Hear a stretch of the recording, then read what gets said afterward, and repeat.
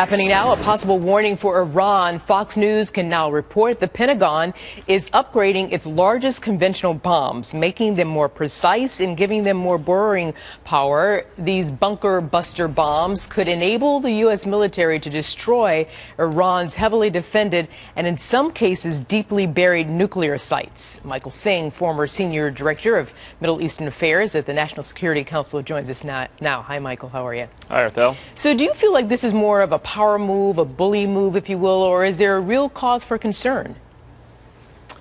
Well, look, I think that as part of a strategy to try to deter Iran or dissuade Iran from continuing with its nuclear weapons program, we need to have a credible military threat. We talk about military options being on the table, but you have to have more than just talk if the Iranians are going to believe that.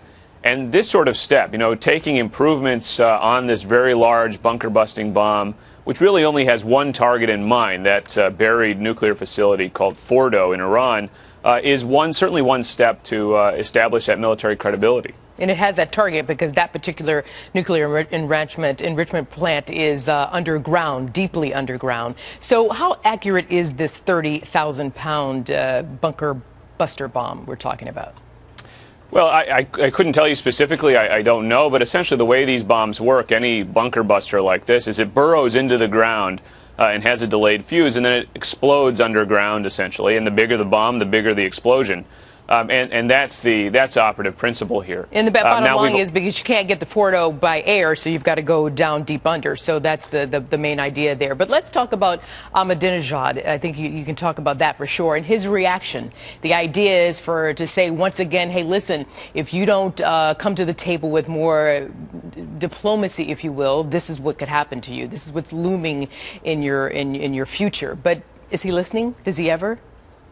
Well, right now, I would say, Arthel, that Iran is sort of consumed with domestic politics. So when you ask about Ahmadinejad, he's ending his term as president and is very focused on getting his sort of hand-picked successor elected against really the opposition of almost the entire political class in Iran. And so Iran is looking very inward right now. But I think that still they will take note of these kinds of signals. Plus, for example, the military hardware that we just recently promised to the Israelis, like mid-air refuelers. I'll say, though, that Arthel, it goes beyond just the hardware. It goes beyond just the capacity to attack. I think we also need to show that we have the will to attack Iran to make this military threat credible. And as we kind of sit here passively looking at a situation like Syria, even as Assad, for example, crosses the president's red lines, as we look at what's happening in North Korea and don't really do anything, we haven't yet, I think, established that we have the will to act in Iran. And, of course, you mentioned the upcoming elections in Iran happening in June. If, in fact, there is a new regime or a current regime or something similar to a current regime in terms of principles, do you think anybody's listening if there's no punch or no bite to the bark?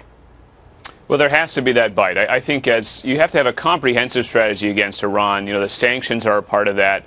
The nuclear negotiations are a part of that, even though they haven't really gone anywhere for all these years. But a vital part of it is this idea that we have a military threat that is credible on the table, because ultimately the regime, I think, will only compromise if it fears for its own survival. And I'm just not sure they fear that right now.